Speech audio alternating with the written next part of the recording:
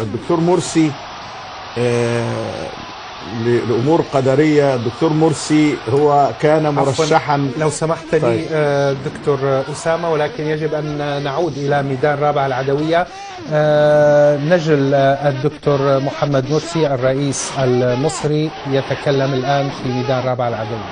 أن عائلته وبنوه ودمه وإخوانه ورجال مصر في كل مكان ليسوا أغلى دماء منه، ولا هو أجسر من شعب مصر.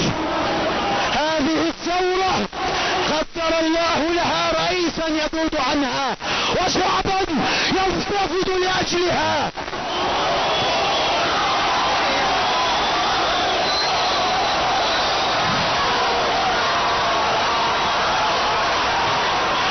ثوار أحرار هنكمل المشوار، ثوار أحرار هنكمل المشوار، ثوار أحرار هنكمل المشوار، ثوار أحرار هنكمل المشوار.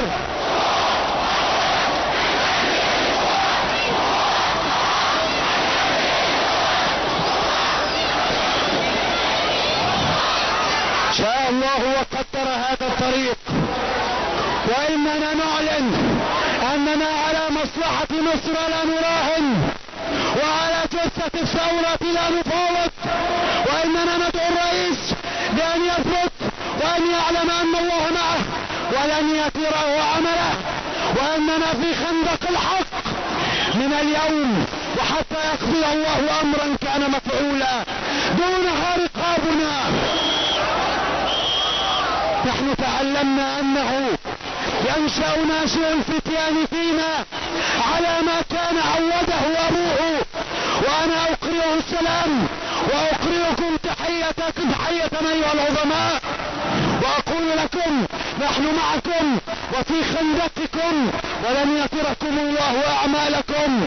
اثبتوا أنتم على الحق، الله أفزع بكم أعداء الوطن، فامضوا في سبيلكم، لا تخشوا في الحق لومة لائم أو ادعاء مدعم أو كذب فاسق أو فاجر، فالله عز وجل بيده فرقان كل شيء، وإننا نسأل الله تعالى أن يعيننا على حفظ ثورته بأصواتنا، أو إن شاء تعالى فبدمائنا.